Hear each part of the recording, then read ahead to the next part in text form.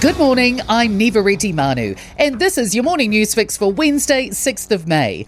In this update, the US Secretary of War says they're establishing an ironclad dome over the Strait of Hormuz as a gift to the world.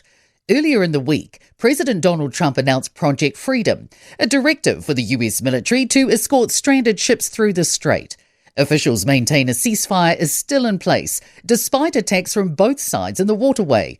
Secretary Pete Hegseth says the US is not looking for a fight and Iran is the aggressor. He says destroyers are on station, supported by hundreds of fighter jets, helicopter, drones and surveillance aircraft. Concern a rare disease that's killed 3 on a cruise ship could have been picked up on land. 2 cases of hantavirus have been confirmed and 5 more suspected. The World Health Organization's warning the disease, usually spread by rodents, may have been passed on by really close contacts on board. MFAT's aware of 1 New Zealander on board the ship. WHO epidemiologist Maria van Kerkhove says the virus's incubation period can be anywhere from 1 to 6 weeks. She says their assumptions they were infected off the ship, doing activities there with a lot of people doing things with wildlife. Finding a job remains tough, and the surge in fuel prices could make it even tougher. Stats NZ is confirming the unemployment rate for the March quarter this morning. Unemployment hit a near-decade high of 5.4% in the December quarter, and today's figures are expected to show it's remained steady or risen slightly in the March quarter. Job numbers are definitely rising, but the working-age population may be growing even faster. A new path for council amalgamation is being welcomed as a sensible option. The government's giving councils 3 months to put forward a proposal on joining forces with others to make unitary authorities.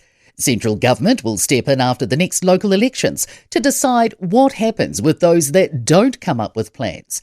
Regional and Unitary Council's Aotearoa Chair Dion Swiggs says he's looking forward to working with local councils, filling them in on what regional and unitary councils do.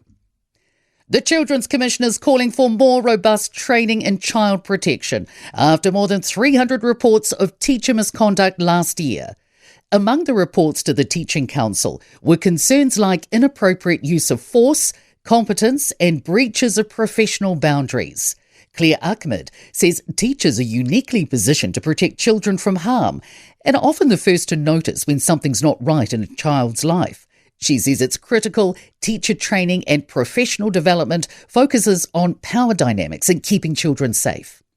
In sport, Warriors development manager Andrew McFadden suggested the NRL League Club has some delicate salary cap negotiations ahead. Chanel Harris-Tavita, Te Maire Martin and Kurt Capewell are among those yet to extend past this season.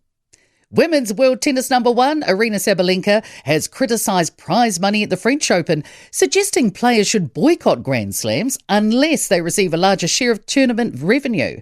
And Live golfer John Rahm has reached a deal with the European Tour to retain his membership and eligibility for next year's Ryder Cup. I'm Nivareti Manu, and that's your latest news fix. We'll be back with the next update at midday from the Newstalk ZB newsroom.